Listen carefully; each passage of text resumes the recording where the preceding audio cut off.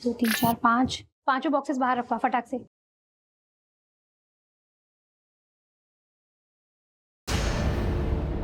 अरे रोहन, ये बॉक्सेस वहां क्यों पड़े हैं?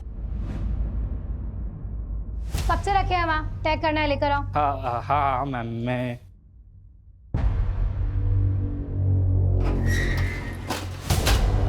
अरे रोहन, बॉस के कैबिन में क्यों लेकर जा रहे हो?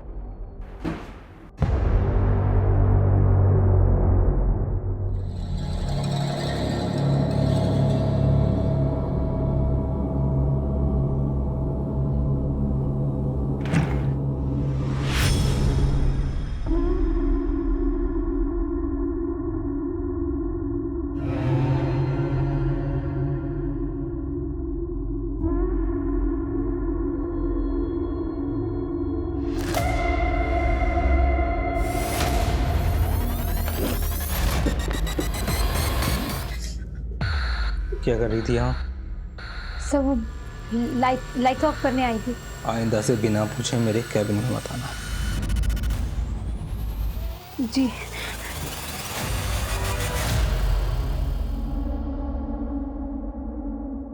पल्लवी, तुम रो क्यों रही हो? जीजू, मैंने ऑफिस के पैकेट्स देखे। देखो, तुम ना इस समय बिल्कुल मत पढ़ना। तुम्हारा वो जो बॉस है ना प्रशांत, बहुत खतरनाक आदमी है। तुम ऐसा कुछ मत करना, मेरी मानो, कुछ मत करना तुम। मुझे बहुत डर लग रहा है जीजू। तुम डरो मत, मैं हूं ना तुम्हारे साथ। मैं ना तुम्हें कुछ नहीं होने दूंगा। अपनी हद में रह।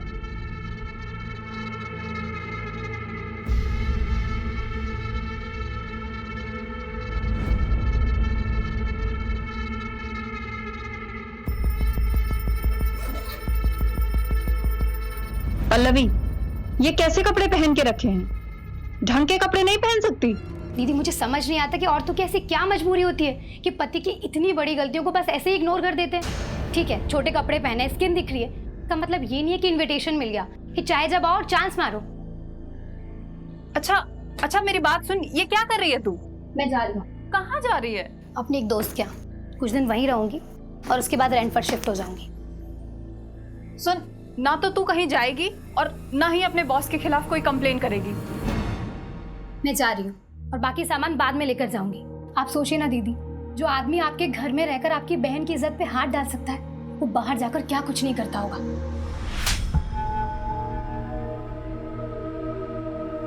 अरे मैं तुम्हें छोड़ दूं कहीं? Thank you.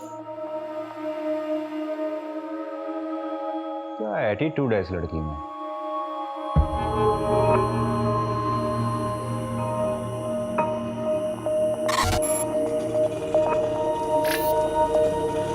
भैया, जानकी नगर जाएंगे? जानकी नगर की ऑटो यहाँ से नहीं मिलेगी मैडम, आगे से राइट मारिए, वहाँ से मिलेगी। Thank you.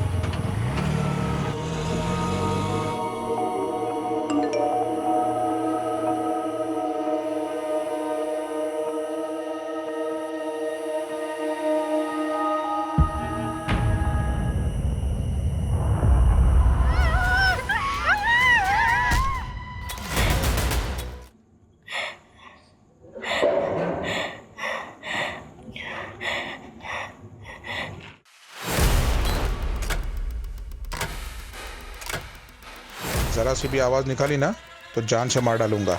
चलो उठ। ये क्या हालत बना रखी है तूने अपनी?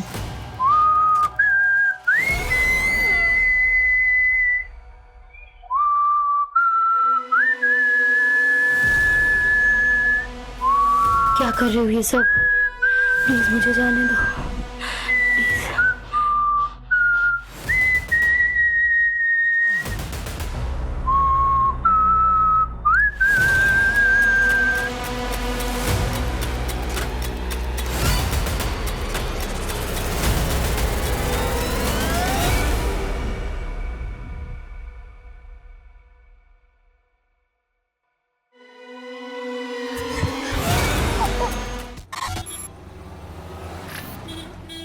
तू एक काम कर, जल्दी जा, जल्दी से अपना बैग रेडी करके आ। नगमा, इतनी देर लगा दी तुम लोगों ने। अरे क्या करेंगे, टेलर ने कपड़े ही नहीं सिले थे, बैठ के सिलाना पड़ा, वरना आयशा क्या पहनती।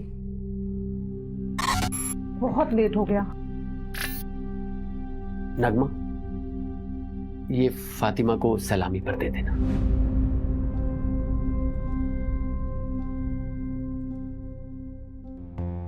आमिर ये तो बहुत महंगा लग रहा है, इसकी क्या जरूरत थी?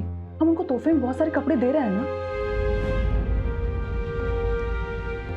नगमा, तुम्हारी खाला ने हमारे निकाह पर बहुत कीमती सेट दिया था, इतना तो करना ही चाहिए ना।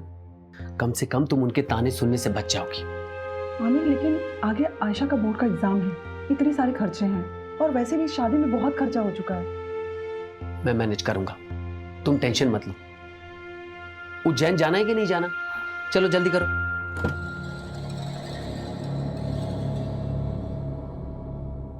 आयशा, अपना लोकेशन ऑन कर लेना और वहां पहुंचकर मुझे फोन करना। अरे आप क्यों चिंता करें, हम फोन करेंगे अब आपको। चलो अब वो टेंशन मत लीजिए, हम लोग अच्छे से पहुंच जाएंगे। ठीक है, ठीक है। हाँ।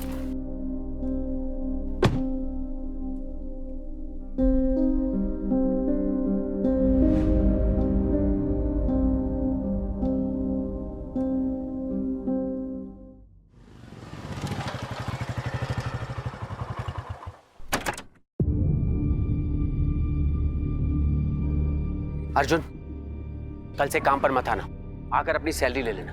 क्या हुआ आमिर भाई, सब ठीक तो है? एक हफ्ते में दूसरी बार कंप्लेंट आई है तुम्हारी। वो तो तुम्हारी बीवी पेट से है, इसलिए मैंने पिछली बार माफ करवा दिया था, पर अब मैं कुछ नहीं कर सकता।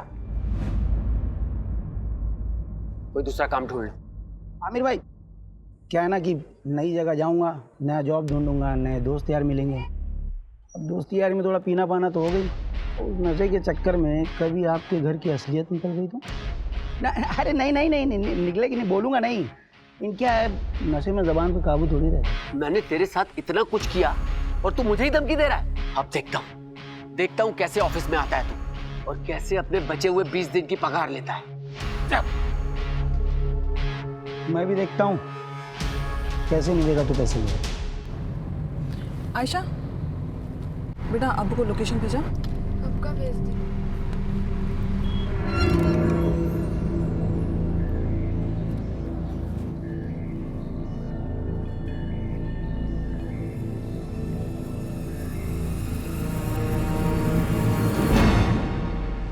एक्सक्यूज मी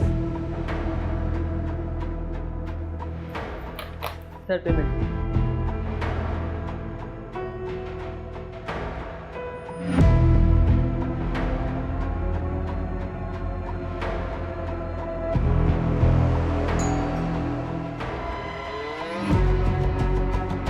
कैसी हो रोशनी?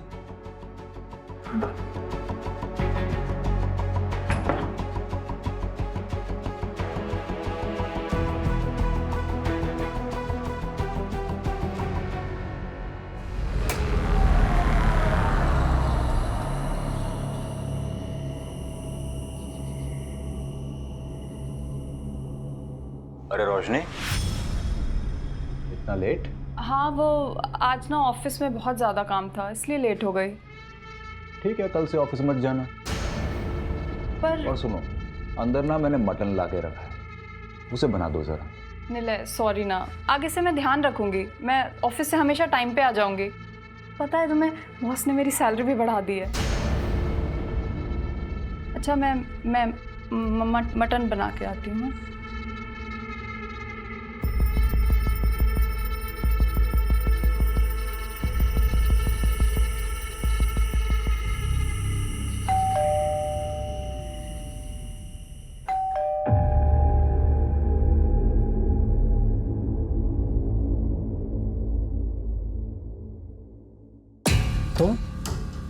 तुम्हारी हिम्मत कैसे हुई यहाँ आने की? यहीं रुको, मैं बताता हूँ तुम्हें।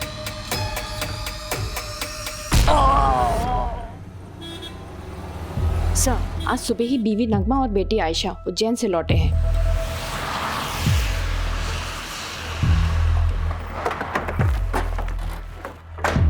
चलो साइड हटो। क्या मिला लगा रखा? चलो हटो यहाँ से। आमिर उठ जाओ, क्या हो गया? आमिर प्लीज उठ जाओ, क्या हो गया?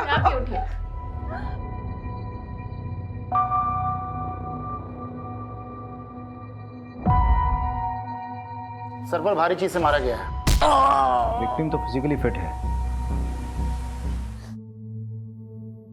देखिए नगमा जी, मैं जानता हूं कि ये सही वक्त नहीं है, लेकिन इन्वेस्टिगेशन भी जरूरी है। आप हमें बता सकती हैं कि जब आप यहाँ वापस आई तो आपने सबसे पहले क्या देखा?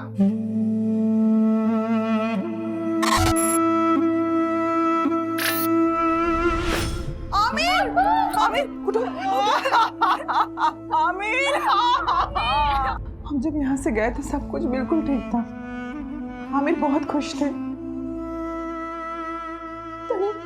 पता नहीं किसने ये सब कर दिया। पूरा क्राइम सीन कंटामिनेट कर दिया ऐसा।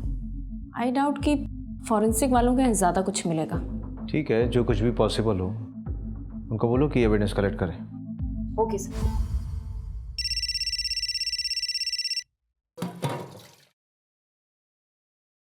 हेलो हेलो दीदी, दीदी प्लीज मुझे बचा लीजिए। नहीं मुझे नहीं पता मैं कहाँ। कौन मार डालेगा पल्लवी? Hello hello Pallavi.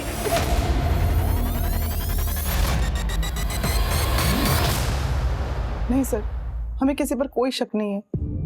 अच्छा, आप लोगों के उज्जैन जाने से पहले आमिर का किसी से लड़ाई झगड़ा हुआ था या फिर आपकी फैमिली में कोई इशू?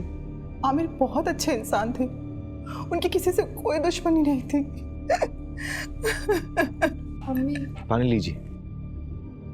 घर से कोई सामान गायब हुआ था? हाँ, मेरा लैपटॉप गायब था और अब्बू का फ़ोन। ठीक है, डिटेल्स दे दीजिए। अगर इसके अलावा कुछ भी याद आए तो हमें बताइएगा ज़रूर। अभी जा सकते हैं आप।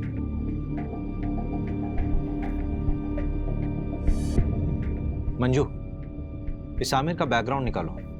Okay sir. आखिर ऐसा कौन हो सकता है जो उससे इतनी नफरत करता हो?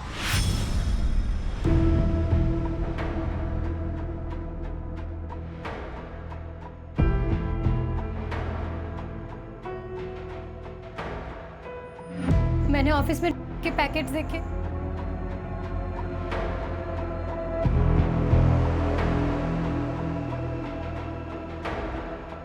रोशनी? आमिर, रोशनी तुम इतने सालों बाद? कैसी हो? क्या बात है? कुछ परेशान लग रही हो। सब ठीक तो है ना? आमिर मुझे तुम्हारी हेल्प चाहिए। हाँ हाँ बोलो। गुड मॉर्निंग सर, मैं रोशनी वर्मा जॉब इंटरव्यू के लिए आई हूँ। यस, कम इन। आमिर ने बताया था मुझे। फाइल? Yes sir. तो ये तुम्हारी पहली जॉब है? Yes sir. कंप्यूटर नॉलेज है? जी सर, पूरी मेहनत से काम करूँगी। मेहनत से नहीं रोशनी, स्मार्टनेस से काम करना होगा। करोगी ना? जी। आमिर के अकाउंट से एक होटल में रेगुलर पेमेंट्स दिखा रहा है, ऑलमोस्ट एवरी वीक। मैंने उस होटल में फ़ोन किया था तो वहाँ के रिसेप्शनिस्ट ने बताया कि आमिर यहाँ एक औरत के साथ आया करता था और दिए गए आईडी के मुताबिक उस औरत का नाम रोशनी वर्मा है। ये देखिए। इसका मतलब आमिर का एक्स्ट्रा मैरिटल अफेयर था। सर फिलहाल तो ऐसे ही लग रहा है। मैंने उस होटल की सारी सीसीटीवी फुटेजेस मंगा ली है। ये देखिए सर, ये वाली फुटेज, ये मर्डर के 2 दिन पहले की है।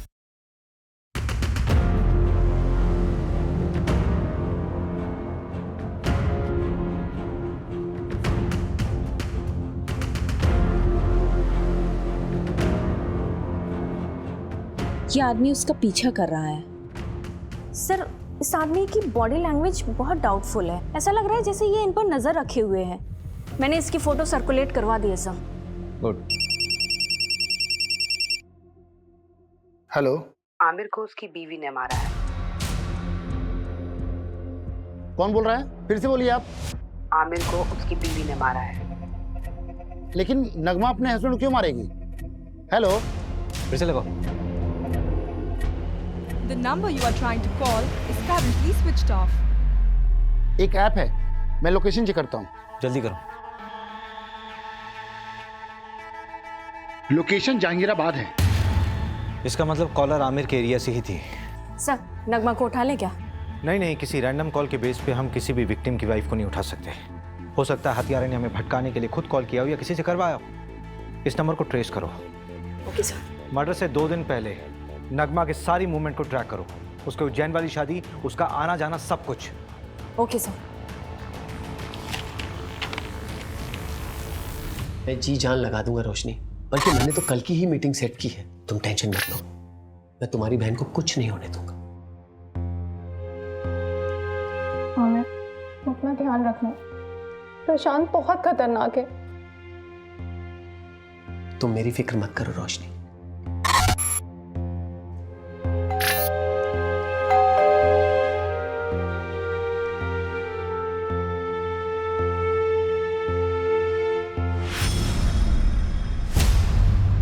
हमारा कोई अफेयर नहीं था। मैं और आमिर तो एक कॉलोनी में रहते थे और बचपन से ही एक दूसरे को जानते हैं। और वापस अभी 4-5 महीने पहले ही मेरी उससे मुलाकात हुई थी।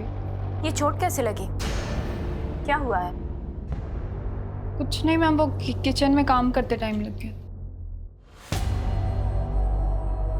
तुमने कहा कि आमिर सिर्फ तुम्हारा दोस्त था, बचपन का दोस्त, तो फिर होटल में क्यों मिलते थे?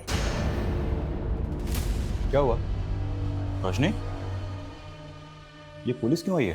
वो आमिर का मर्डर हुआ है, उसी सिलसिले में पूछताछ करने के लिए आए हम लोग। कौन आमिर?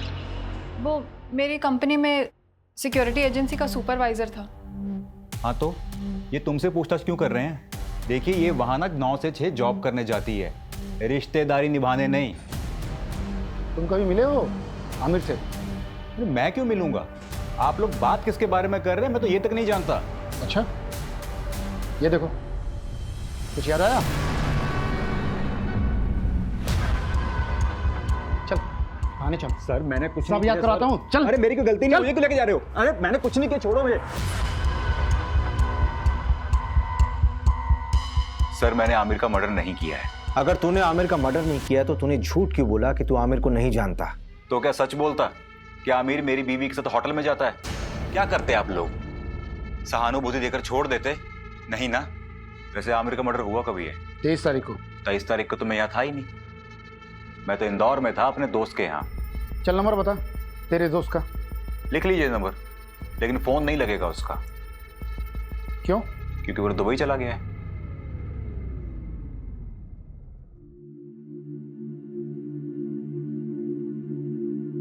मास्टर जी इस बार फिटिंग बहुत अच्छी बनाना, हम शादी में जा रहे हैं। भाभी जी हाथ ऊपर करिए।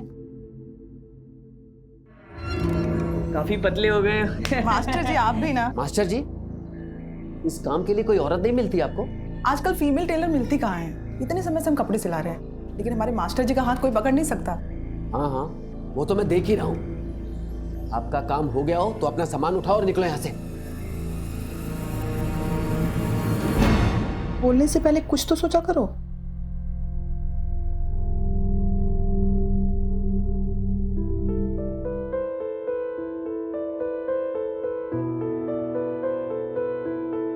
हैप्पी बर्थडे नगमा। अभी तक नाराज हो नगमा? प्लीज मुझे माफ कर दो। और वो जो टेलर मास्टर के सामने आपने किया, वो क्या सोच रहे होंगे वो? अच्छा तो माफी से काम नहीं चलेगा, तो मुर्गा बन जाता हूं मैं।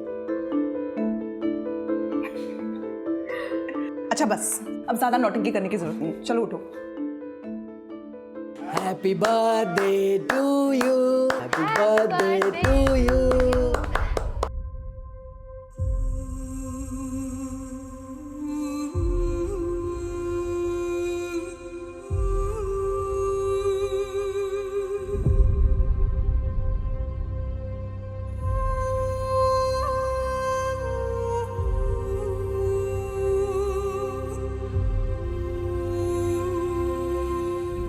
सर इनिशियल रिपोर्ट आ गई है।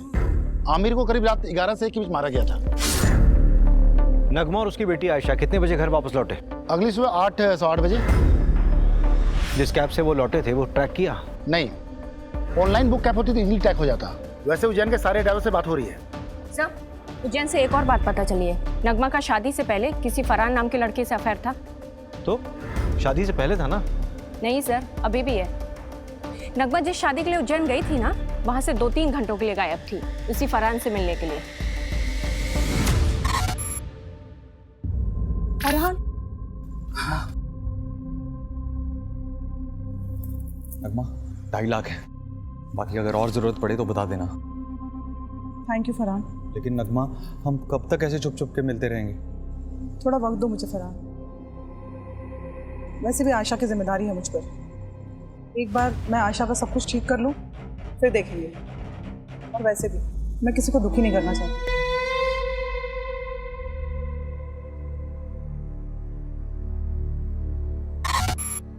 तो ठीक है,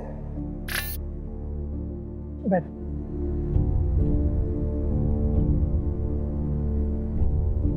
आयशा, मैं क्या कह रहा था कि हमें ना आंटी से बात कर लेनी चाहिए। देख, अभी अब्बू तो नहीं रहे ना, और मेरे घर वाले भी उंगली उठाएंगे, तो उससे पहले हमें शादी कर लेनी चाहिए ना। ये तुम क्या बात कर रहे हो सूरज? पहले कब्र के फूल को तो सूख जाने दो। आयशा, मेरा वो मतलब नहीं था। पुलिस? अम्मी फिर से पुलिस वाले क्या करने आए यहाँ? ये तलाशी ले रहा है। उस दिन भी तो आए थे, उन्हें कुछ नहीं मिला था। आज क्या मिलेगा नया उन्हें? रवि, हाँ पोस्टमार्टम और फोरेंसिक रिपोर्ट देना है। ये लीजिए। सबसे पहले आमिर के सर पर वार किया गया किसी हैवी ऑब्जेक्ट, उसके बाद 12 बार चाकू से स्टैब किया गया उसे। आमिर की बीवी और बेटी को आमिर की बॉडी यहाँ मिली थी और दरवाजे पर कोई फोर्स एंट्री के निशान भी नहीं थे। इसका मतलब यह है कि आमिर ने दरवाजा खुद खोला था। यह कांड किसी एक का नहीं बल्कि 2 लोगों का किया हुआ है। किलर के साथ कोई और भी था। सर, लेकिन आपको ये क्यों लगता है कि वो 2 लोग थे? ये रिपोर्ट देखो मंजू, इसमें साफ दिख रहा है कि आमिर की मौत सर पे चोट लगने से और उसके शरीर में चाकू मारने से हुई, राइट? हाँ। लेकिन इन दोनों ही चोटों का फोर्स और इंपैक्ट बिल्कुल अलग है। देखो,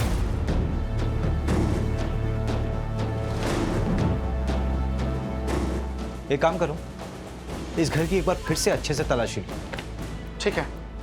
ओके सर।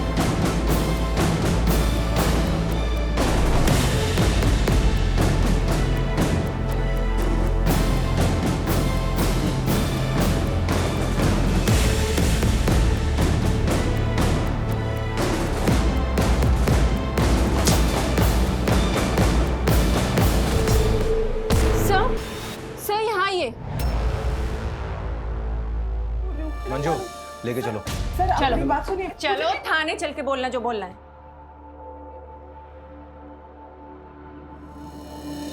अरे मैंने कुछ नहीं किया, आप मेरी बात तो सुनो। मैंने कोई खून नहीं किया। आयशा, नहीं मार सकती है। हम तो शादी में उज्जैन गए थे, अम्मी नहीं कर सकती हैं। आयशा, उन्होंने कुछ नहीं किया। मैडम, मैंने कुछ नहीं किया। मेरी बच्ची अकेली है। अम्मी!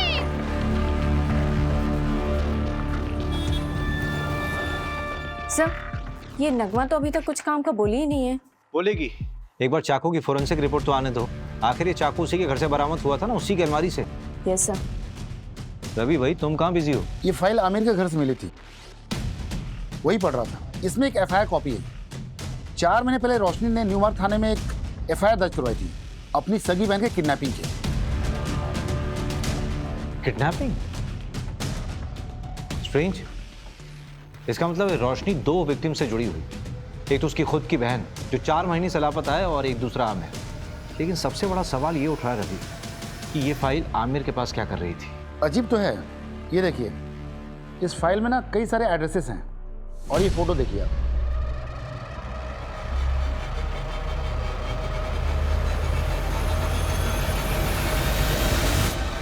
रवि, कहीं उस कॉलर के बोलने पे हम बहुत अलग तो नहीं जा रहे? हम नगमा से पूछताछ कर रहे हैं और मालूम चले कि केस कुछ और ही। एक काम करो, रोशनी को थाने बुलाओ।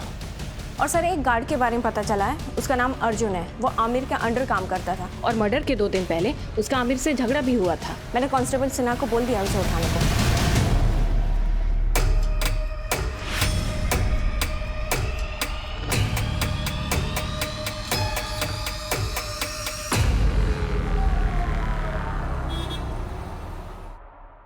सर, मैं सच कह रहा हूँ, मैंने कुछ नहीं किया। मैंने किसी को नहीं मारा है। हाँ, आमिर से गुस्सा ज़रूर था क्योंकि वो नौकरी से निकालने की बात कर रहा था, पर उसके मर्डर के बाद मुझे किसी ने नहीं बोला कि काम पे वापस मत आओ। हाँ, मेरा फ़ायदा ज़रूर हुआ है, पर मैंने किसी को नहीं मारा है सर। ये तो तोते की तरह खुद ही सब कुछ बोल रहा है। हाँ सर, वो हमारे साथ का ही था। बस सुपरवाइजर बनने के बाद उसको अचानक बहुत गुस्सा आने लगा। हर छोटी छोटी बात पे चिढ़ जाता था। तेरे मुझसे ही पहली बार सुन रहा हूँ कि आमिर को गुस्सा आता था। हाँ सर, आप चाहे तो वो आयशा के बॉयफ्रेंड सूरज, हाँ सूरज से भी पूछ सकते हैं। मैंने ही पकड़ा था उन दोनों को मार्केट में, और आमिर को खबर देके मैंने ही बुलाया था। क्या नाम बताया तेरा? सूरज चौहान। गैर मजहबी लड़के के साथ घूमती है, ये आजादी दी थी मैंने तुझे। मेरे नीचे काम करने वाला अर्जुन ये मुझे फोन करके बताता है कि अपनी बेटी को संभाल लो। क्या इज्जत रह गई? सर हम शादी करना चाहते हैं सर। सर मैं प्यार करता हूँ इसमें सर। आज के बाद इसके साथ नजर आया ना तो जान से मार दूंगा तुझे। सर प्लीज भाग यहाँ से। पल्लवी के लिए मैं कहाँ नहीं भागी सर, पर किसी ने मेरी मदद नहीं की। सिर्फ आमिर मेरी मदद कर रहा था। पल्लवी की कोई दोस्त थी जहाँ वो गई थी, उसका नाम या पता मालूम चल सकता है? पता नहीं, उस दिन पल्लवी ने मेरे किसी मैसेज का रिप्लाई नहीं किया। मुझे लगा शायद गुस्सा है इसलिए नहीं किया। फिर अचानक एक दिन कॉल आई और तब मुझे पता चला कि वो किडनैप हुई है। मुझे पता है सर, ये सब उस प्रशांत का किया धरा है। मेहनत से नहीं रोशनी, स्मार्टनेस से काम करना होगा। नाम के लिए तो उसकी एक कुरियर एजेंसी है, लेकिन असली पैसा बेच के कमाता है। कुरियर बॉक्सेस में डाला जाता है और लोगों को कुरियर की तरह डिलीवर किया जाता है। और क्योंकि ये सब लोकल डिलीवरी होती है इसलिए कभी चेकिंग में भी नहीं आता। पल्लवी ने देख लिया था, रात हमारा झगड़ा हुआ था और वो घर छोड़ के चली गई थी, और शायद उसी रात उसका किडनैप हुआ था। मेरी गलती है सर, मुझे उसे अकेले जाने ही नहीं देना चाहिए था।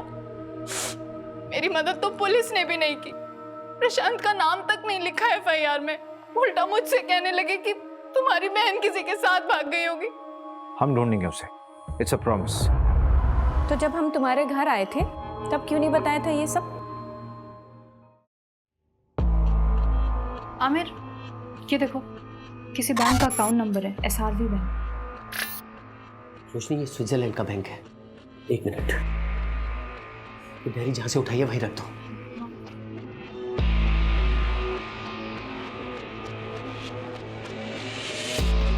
रोशनी इधर आओ। ये प्रशांत की प्रॉपर्टीज के पेपर है, उसके नाम कई प्रॉपर्टीज है। आमिर, शायद यहीं कहीं रखा हो उसने पल्लवी को। चलो हम अभी चेक करके आते हैं सारे एड्रेस। नहीं रोशनी, अभी बहुत लेट हो चुका, तुम घर जाओ। लेकिन मेरी पल्लवी। हड़बड़ी का काम नहीं है, बहुत रिस्की है। हम लोग कल मिलेंगे। चलो अभी इसको वापस रखो।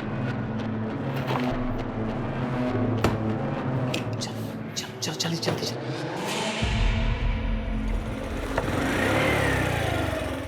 रोशनी, मैंने 3 प्रॉपर्टीज देखी हैं जो काफी टाइम से खाली पड़ी है। उनमें से एक ही है। चलो पहले ये चेक कर लेते हैं।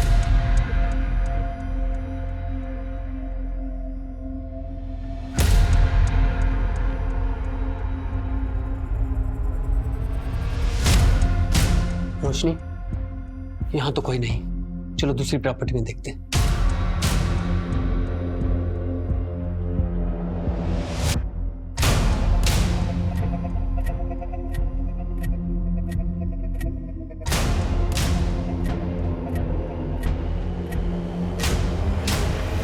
रोशनी, ये जगह सेफ नहीं है। बाकी के एड्रेस मैं कल खुद आके चेक करूंगा, तुम मत आना। अब चलो।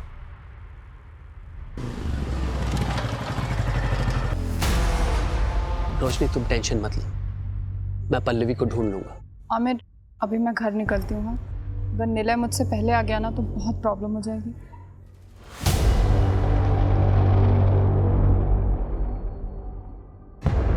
उसके 3 दिन बाद आमिर का मर्डर हो गया। मैं बहुत डर गई थी।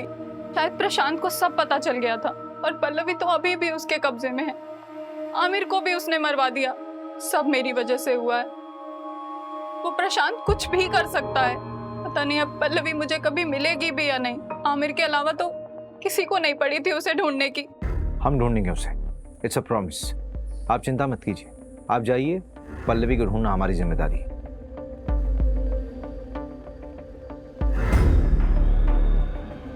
रवि, जिस नंबर से पल्लवी ने कॉल किया था उसकी डिटेल्स निकालो, और इस कॉलर का भी इन्वेस्टिगेशन स्पीड अप कर दो, जिसने आमिर की वाइफ का नाम लिया था। इस प्रशांत को यहाँ बुलाओ। ठीक है, उसे बुलाता हूँ थाने, लेकिन काफ़ी टाइम हो गया। पल्लवी जिंदा मिलेगी मुश्किल लगता है।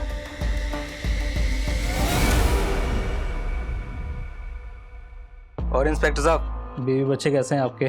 बहुत अच्छे। अच्छे रहे तो कितना अच्छा है ना? धमकी दे रहा? अरे नहीं नहीं नहीं इंस्पेक्टर साहब, ऐसा आप कैसे कर सकता हूँ? आप बताइए क्या सेवा कर सकता हूँ आपकी? आमिर को जानता है? हाँ, हमारे यहाँ की सिक्योरिटी का सुपरवाइजर था, लेकिन सुना है बहुत बुरी तरह से मर्डर हुआ है उसका। किसने किया है? पल्लवी को जानता है? जी हाँ, हमारे यहाँ काम करती थी, डेटा एंट्री ऑपरेटर का। फिर अचानक उसने जॉब छोड़ दी। उसने मारा आमिर को। ज़्यादा स्मार्ट बनने की ज़रूरत नहीं है, सीधे सीधे बता कि तुझे कब पता चला कि आमिर तुझे इन्वेस्टिगेट कर रहा था। आमिर के लिए मैं भगवान था, वो मुझे इन्वेस्टिगेट क्यों करेगा? ऐसा कौन सा भगवान वाला काम किया आपने? उसकी बेटी का अबॉर्शन करवाना था, उसके लिए पैसे और सीक्रेट डॉक्टर का नंबर मैंने ही दिया था। डॉक्टर का कॉन्टैक्ट नंबर? हाँ बिल्कुल, आप भी जाइए, आपकी भी प्रॉब्लम है ना, वो भी सॉल्व कर देगा वो। ज्यादा बकवास नहीं। हाँ, लेडीज़ हैं आप, पर हम लेडीज़ की इज्जत करते हैं, इसीलिए एक गुस्ताखी माफ़ कर देते हैं, वरना क्या? और क्या करेगा? मंजू मंजू मंजू,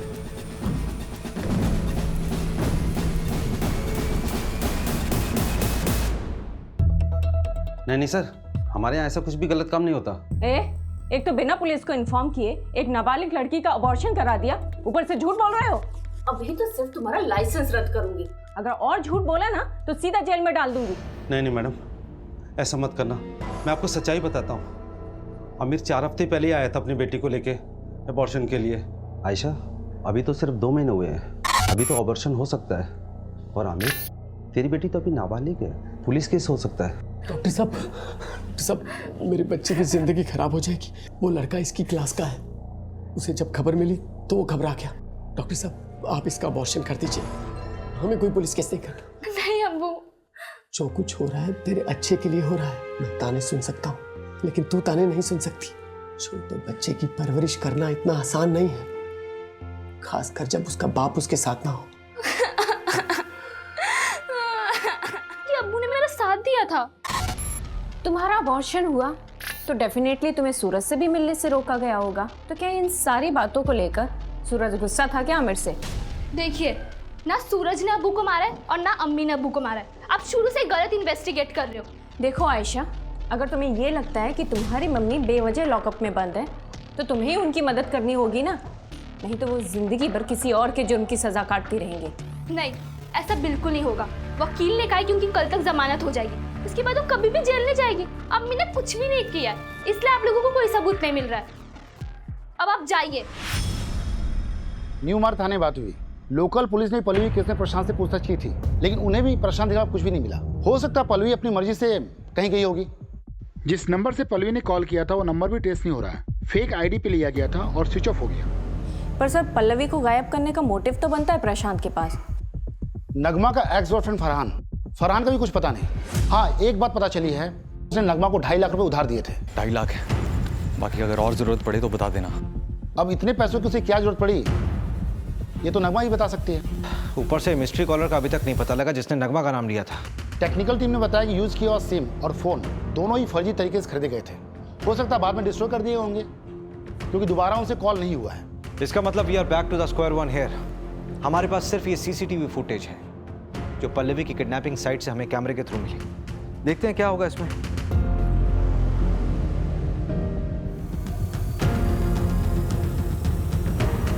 इन दोनों ऑटो वालों से भी न्यू मार्ग पुलिस ने बात की थी।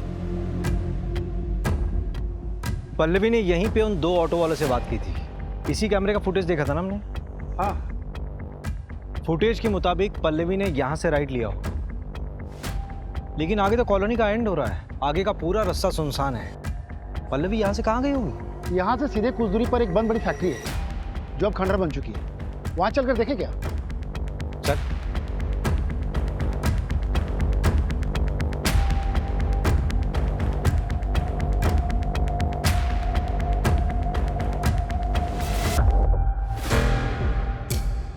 चेन से बांधा गया था।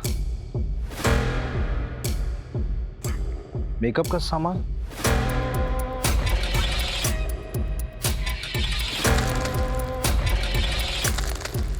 ये न्यूज़पेपर 3 हफ्ता पुराना है। इसका मतलब कम से कम 3 हफ्ता पहले कोई यहाँ होगा।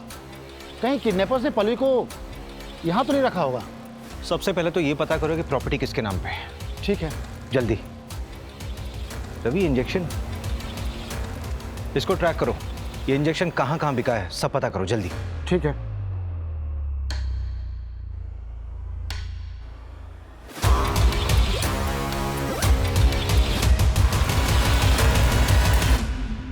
सर इनकी बेल हो गई।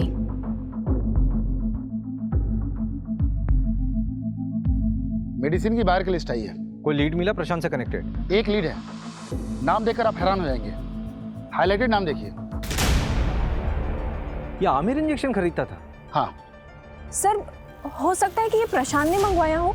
प्रशांत ने आमिर की मदद की थी वो आयशा के अबॉर्शन केस में, तो शायद इसलिए आमिर ने उस एहसान के चलते प्रशांत का ये काम किया हो। और हो सकता है आमिर को ये पता भी ना हो कि वो इंजेक्शन क्यों खरीद रहा है, क्योंकि वो खुद पल्लवी को ढूंढ रहा था। लेकिन प्रशांत के खिलाफ हमारे पास कोई सबूत नहीं है। एक है, हल्का कनेक्शन है, पर एक मिला है। जिस लोकेशन में पहुंचे थे वो एक कंस्ट्रक्शन कंपनी के अंडर है, गंगवार कंस्ट्रक्शन। और इस गंगवार कंस्ट्रक्शन प्राइवेट लिमिटेड में 21% का स्टॉक होल्डर है प्रशांत।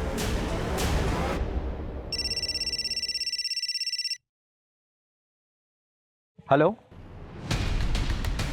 गाड़ी में बैठो।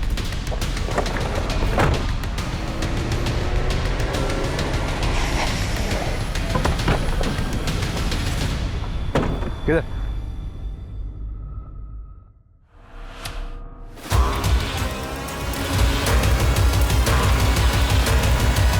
पल्लवी, मुझे जॉब मिल गई। क्या? ओह सो हैप्पी दीदी।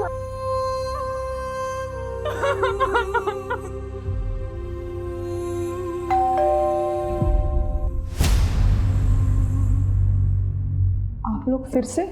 इस बार तुम्हें बेल नहीं होने वाली। चाकू की फोरेंसिक रिपोर्ट आ गई है, तुम्हारे फिंगरप्रिंट्स मैच हुए हैं। फोरेंसिक रिपोर्ट के मुताबिक इस चाकू में जो खून मिला है उस खून में हीमोग्लोबिन लेवल कम है और ब्लड क्लॉट थोड़ा ज्यादा।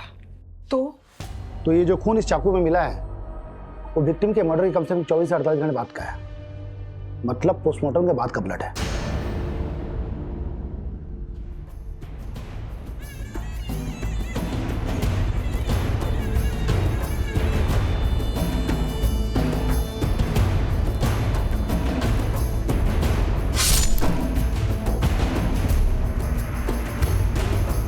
आमिर को उसकी बीवी ने मारा है।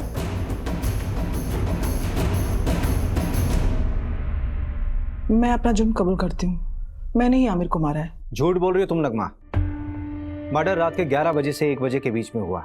रात के 10 बजे तो तुम देवास टोल क्रॉस कर रही थी और रात के 2 बजे सीहोर टोल। इसका मतलब ये हुआ कि जब मर्डर हुआ उस वक्त तुम रास्ते में थी और करीब 3:30 बजे तुम घर पर वापस लौटी।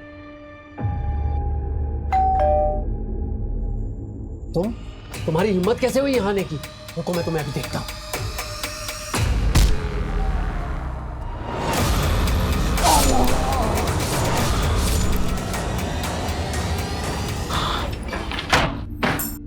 ये क्या कर दिया तूने?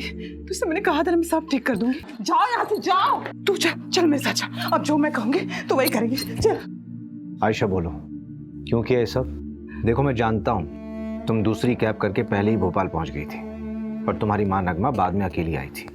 देवास टोल नाके के सीसीटीवी फुटेज में तुम्हारी माँ कैब में अकेली दिखाई दे रही है। इसके आगे जाकर हमने इन्वेस्टिगेट किया तो पता चला कि मर्डर के समय तुम्हारी माँ घर पर थी ही नहीं। सबूत हैं हमारे पास।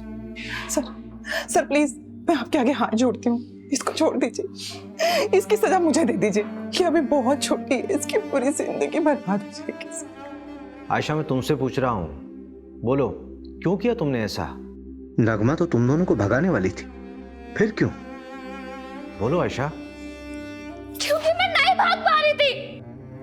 कैसे चली जाती मैं? कैसे भूलती है सब कुछ? 2 महीने में तेरा निकाह करवाऊंगा। अबू सूरज बहुत अच्छा लड़का, प्लीज हमें अलग मत कीजिए। सिर्फ सूरज से शादी करूं। ये किसी और से निकाह नहीं करेगी। सोई थी क्या उसके साथ? अबू आप क्या कह रहे हैं? इस उम्र में भी खुद पे काबू नहीं है तुझे? हाँ? ये भी नहीं सोचा कि वो गैर मजहबी लड़का है? तेरी गर्मी मैं निकालता हूँ, घर की इज्जत घर में ही रह जाएगी। चल। वो मेरा रेप करता था, मेरा खुद का बाप। जो अबॉर्शन करवाया था वो सूरज का बच्चा नहीं, वो कमीना आमिर का था। तुम्हारी अम्मी ने पैसों का इंतजाम किया था तो फिर क्यों नहीं चली गई? नहीं जाना था मुझे, जब तक मैं उस कमीने को सजा नहीं दिला देती मैं नहीं भूल पाती है सब कुछ। लेकिन अब मैं भूल सकती हूँ, चैन से जी सकती हूँ, सूरज के साथ या फिर इस जेल में, पर जी सकती हूँ। पल्लवी का किडनैप भी आमिर ने किया होगा, उसी ने उसका रेप और मर्डर किया होगा।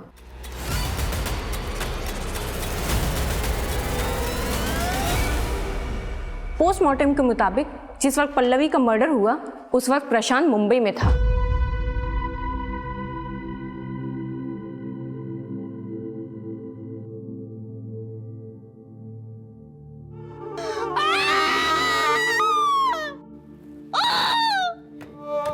जिस तरह से इस केस में आरोपी खुद इस केस का सबसे बड़ा पीड़ित साबित हुआ है और पीड़ित इस समाज का सबसे बड़ा दरिंदा, उसको देखते हुए इस केस को रेयर ऑफ द रेयरेस्ट की श्रेणी में रखना गलत नहीं होगा। सारे सबूतों के बिना पर आमिर मलिक मर्डर केस में ये juvenile justice board Ayesha Malik को 3 महीने की सजा सुनाती है और इस दौरान वो जमानत की अर्जी भी लगा सकती है।